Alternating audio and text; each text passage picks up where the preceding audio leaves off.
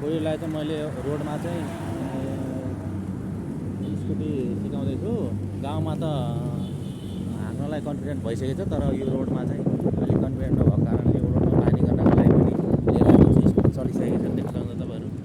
ल मेरो पढेर चाहिँ एकदम ढुक्कसँग चाहिँ मेरो बुढीले चाहिँ ढुक्कसँग चाहिँ स्कुटी चलाएर आएको छ अवस्था छ, देख्न सक्नुहुन्छ।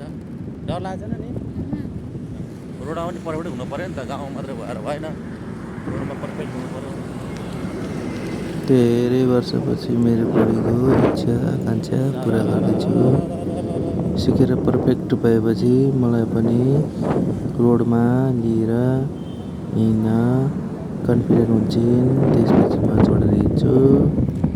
दुःखपछि सुख आउँछ भने जस्तै सबैले दुःख गरेर चाहिँ कतिपय इच्छाहरू चाहिँ पुरा गर्नुपर्छ। सबैले धन्यवाद।